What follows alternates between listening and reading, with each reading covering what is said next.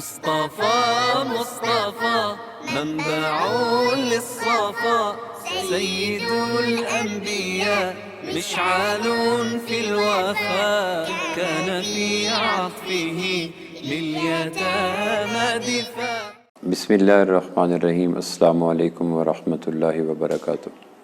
الحمدللہ وحدہ والصلاۃ والسلام علی من لا نبی بعد. معزز سامعین، میں اپنی پرانی ڈائریوں کی ورق گردانی کر رہا تھا تو ایک شعر نکلا، غالباً کسی پرانے شعراء میں سے، امیر منائی قسم کے شعراء میں سے کسی شاعر کا شعر ہے، لیکن بڑا خوبصورت شعر.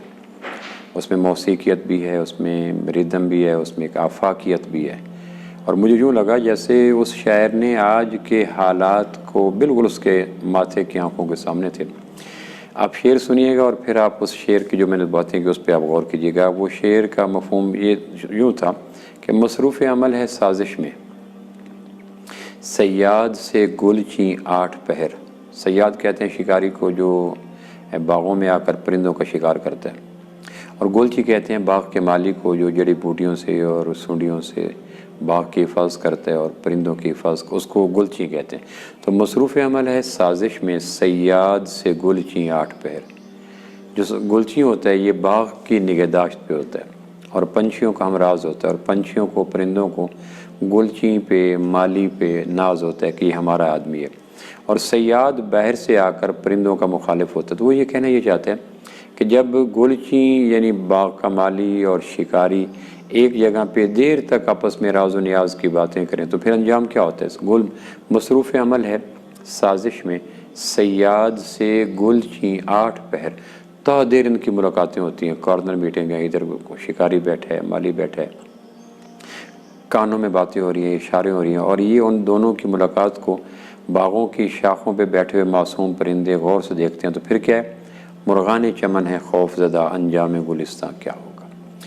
شاخوں پہ بیٹھے ہوئے طیوران خوش نوا اور بھولے بھالے پنچھی ان دونوں کی دیر تک راز و نیاز کی گفتگو کو دیکھ کر حیران ہو کے کہتے ہیں کہ انجام گلستاں کیا ہوگا جب مالی تادیر باغوں کی چھاؤں میں شکاری کے ساتھ مصروف گفتگو ہو جائے تو پھر باغ کے اجڑنے میں اور پرندوں کے مر جانے میں کوئی دوسری رائے نہیں ہو سکتی. یہ شعر تھا، میرا گمان ہے پرانے شعراء میں سے کسی کا.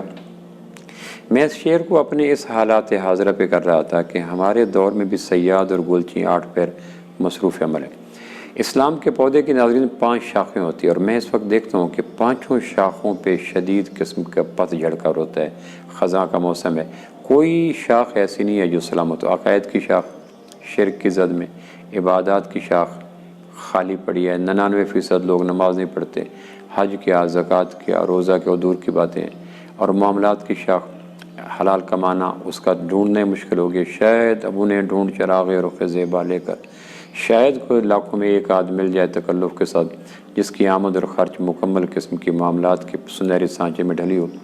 اور معاشرت، انسانی رویے، شاید کوئی انسان مل جائے جس کے سینگوں کی نوک سے یا جس کے گفتگو کی نشتریت سے دوسروں کے دل مجروح نہ ہوں، زخمی ہوں.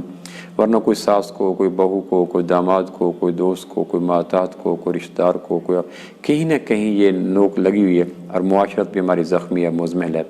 اور حسن اخلاق کے دل کی طہارت، دل کی پاکیزگی، دل کا اجلا پن ہو.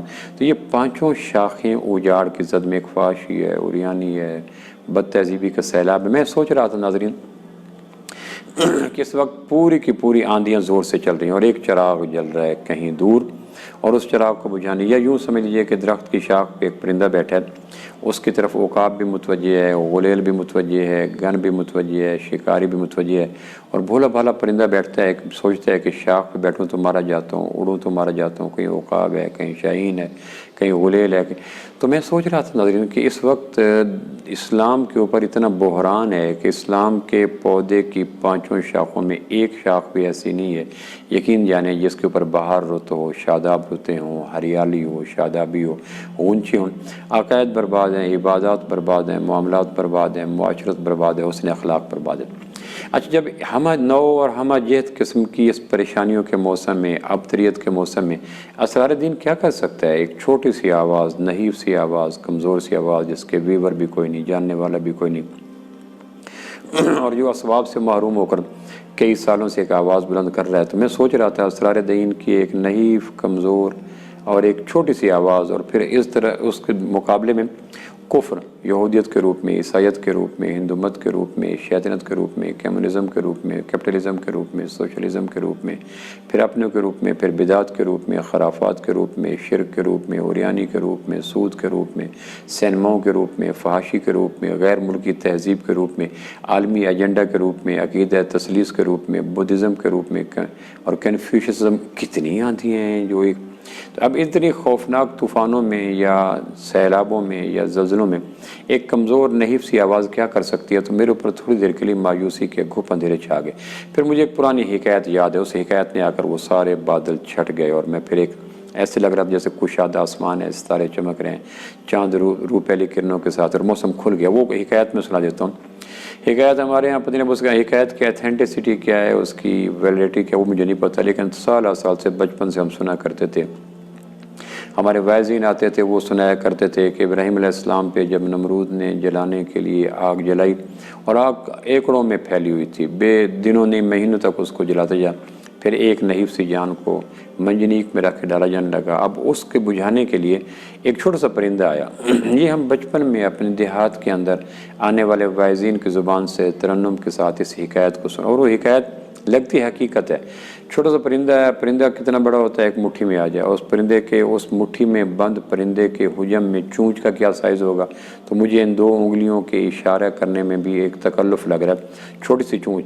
اب اس چونچ کی ٹینکی کے اندر زبان بھی ہے یا اس کے باقی سسٹم، اس کے اندر پانی کتنا سٹاک ہوا ہوگا، یقیناً قطرہ بھر.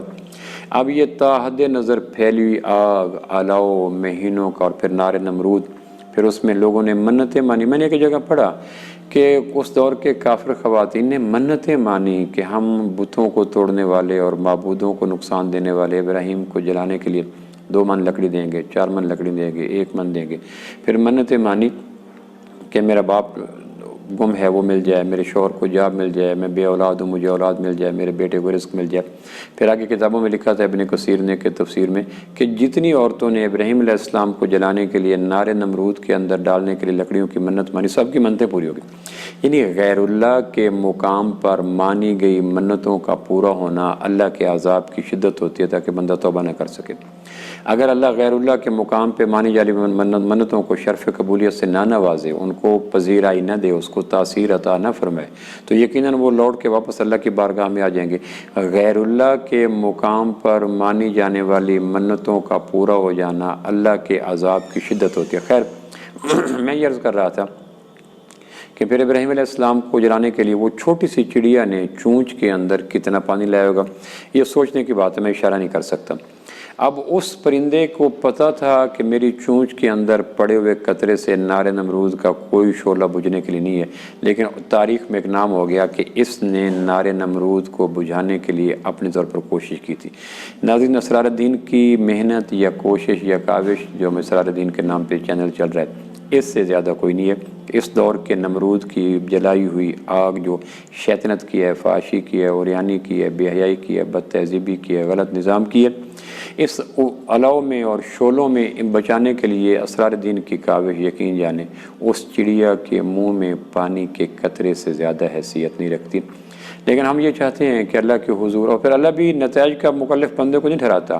کتنے ایسے نبی ہیں جن کا ایک امتی ہوگا، اور وہ نبی اتنے ہی کامیاب ہیں جتنے وہ نبی کامیاب ہیں جن کے کروڑوں امتی تھے. اللہ نتائج کی پورٹلی انسانوں کے حوالے نہیں کرتا کہ تم نے جو محنت کی اس کا آؤٹ پٹ کیا. محنت، خلوص، یقین، اللہ کی رضا، اور اس کے بعد اللہ نتائج کا اپنے ہاتھ رکھتے ہیں. اسرار الدین بھی اس کائنات کے اندر ایک اس آگ کو بجھانے کے لیے ایک چھوٹی سی کاوش ہے. آپ دعا کریں کہ اس میں اللہ استقامت بھی دے، اخلاص بھی دے، اور اس کے عملے کو توانائی دے کہ یہ کام کرتا رہے. باقی اتنے بڑے نار نمرود کو بجھانے کے لیے پروردگار کے ابر کرم برسے، بادل جل تھل ہوں تو بجھ سکتا ہے. ہم صرف بجھانے والوں میں نام لکھوانے کی خاطر اس کام کو عزم کے ساتھ کر رہے ہیں. اللہ ہمارے کام میں اخلاص بھی دے، استقامت بھی دے، اور اپنی رضا بھی شامل فرمائے. السلام علیکم ورحمۃ اللہ وبرکاتہ.